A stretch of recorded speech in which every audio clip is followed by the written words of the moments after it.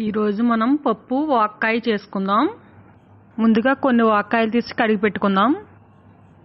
ఒక ఉల్లిపాయ, 5 పచ్చిమిరపకాయలు ముక్కలుగా కట్ చేసుకుందాం. కడిగి పెట్టుకున్న వాక్కాయలు 2 బద్దలుగా కోసి మధ్యలో ఉన్న గింజలు తీసి పడేయాలి. ఇలా మొత్తం తీసి పెట్టుకుందాం. ఉల్లిపాయలు, పచ్చిమిరపకాయలు ఇలా పొడవుగా చీల్చి పెట్టుకోవాలి. ముందుగా ఒక గ్లాస్ కందిపప్పు తీసుకుని 1-2 సార్లు కడిగి పెట్టుకోవాలి. ఇలా కడిగి పెట్టుకోవాలి. ఇప్పుడు తగినన్ని వాటర్ పోసుకుందాం. 2.5 గ్లాసులు వాటర్ పోసుకుందాం. వాటర్ పోసిన తర్వాత ఇప్పుడు ముందుగా కట్ చేసుకున్న వాక్కాయ ముక్కలు అవి వేసుకుందాం. వాక్కాయ ముక్కలు, ఉల్లిపాయలు, పచ్చిమిరపకాయలు కూడా వేసుకుందాం. మనం తినే పులుపుని బట్టి ఈ వాక్కాయ ముక్కలు యాడ్ చేసుకోవచ్చు.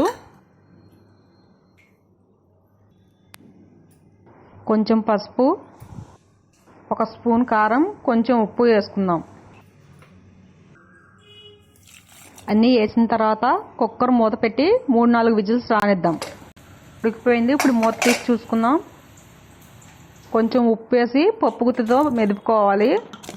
ఇలా మెదుపుకుని పక్కన పెట్టుకుందాం. ఇప్పుడు పోపుకు కావాల్సినవి మెంతులు, ఆవాలు, ఎండుమిర్చి, జీలకర్ర, కరివేపాకు పోపు రెడీ చేసుకుందాం. ఇప్పుడు తర్వాత జీలకర్ర, ఎండుమిరపకాయలు, కరివేపాకు.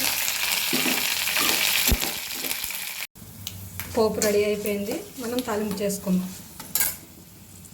1 స్పూన్ నెయ్యి కూడా వేసుకోవచ్చు. ఇలా తాలింపు పెట్టుకోవాలి.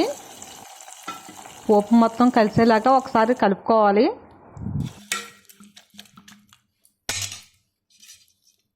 కొంచెం కొత్తిమీర కూడా వేసుకుందాం. వాక్కాయ పప్పు చాలా బాగుంటుంది. మీరు కూడా ట్రై చేయండి. కలర్ఫుల్గా భలే ఉంది, చూసారా? మీరు కూడా ట్రై చేయండి. ఎలా వచ్చిందో కామెంట్ చేయండి.